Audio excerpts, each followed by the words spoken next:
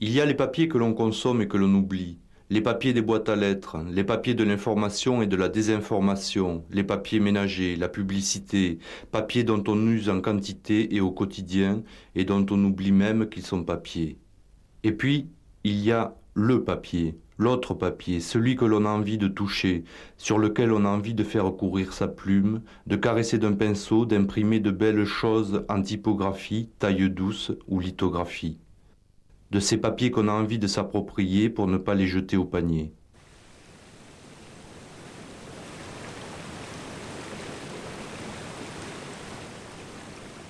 L'eau, abondante dans toute la montagne noire, a toujours été une source d'énergie non négligeable.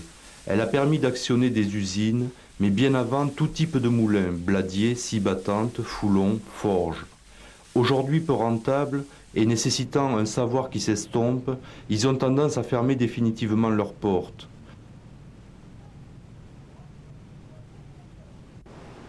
C'est pourquoi, lorsque nous avons appris la réouverture de l'un d'entre eux dans la montagne noire et la reprise de son activité, nous avons eu envie de signaler l'heureux événement en réalisant ce film. Outre la rénovation nécessaire des lieux, l'association a des préoccupations économiques. Elle souhaite contribuer à l'installation d'artistes ou d'artisans utilisant le support papier. Déjà, un imprimeur typographe a investi une partie des locaux.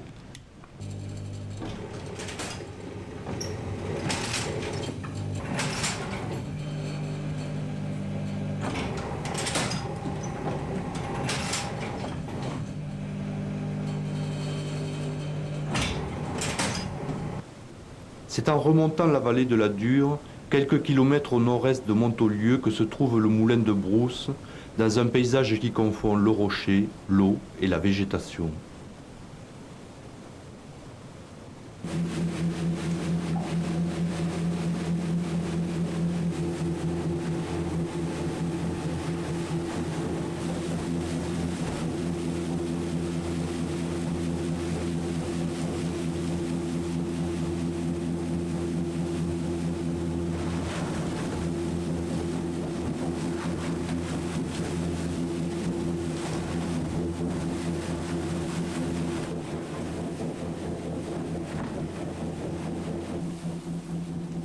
Pour l'heure, le moulin n'est pas équipé pour procéder au broyage de textiles. Ce sont les déchets de papier d'un lithographe voisin qui sont répandus dans la pile hollandaise. Cette machine, inventée vers le milieu du XVIIIe siècle, est constituée d'un bassin et d'un cylindre de bois armé de lames métalliques qui broient les fibres. La paille, préalablement cuite avec de la soude, confère au papier un aspect rustique.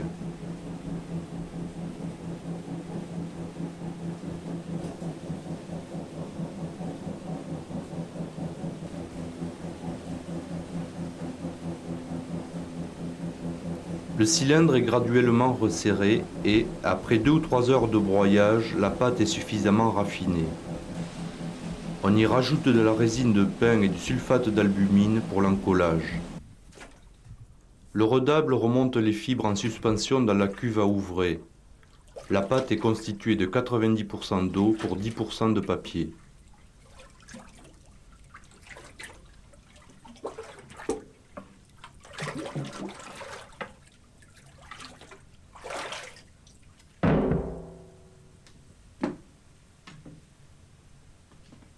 Ce tamis simple, constitué d'un maillage et d'un châssis appelé cadre, est habillé par sa couverte. Il permet de fabriquer un papier dit velin. L'identité du papier, c'est son filigrane, ici une cloche. Les fils vergeurs faits de laiton et la chaînette donnent un papier dit verger.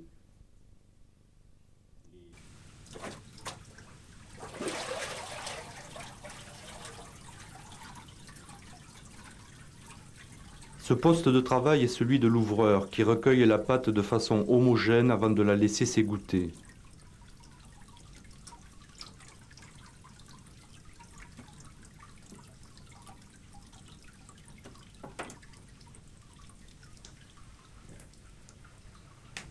C'est le coucheur qui dépose la feuille sur du feutre.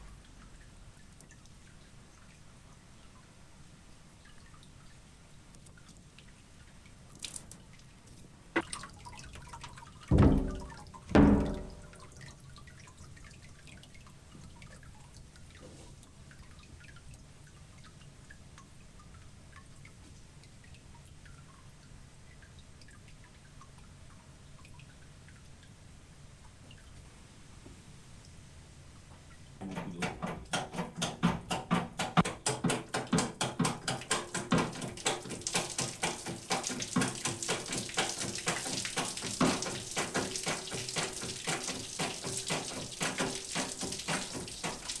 Le pressage sert à compacter les fibres des feuilles qui contiennent encore de 40 à 50% d'eau. On appelle porce la pile constituée par les feuilles humides insérées dans les feutres.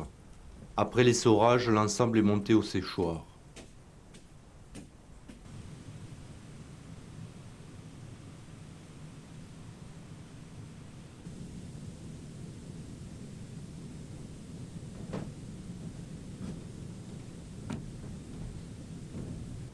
Cette dernière et délicate opération est réalisée par le leveur.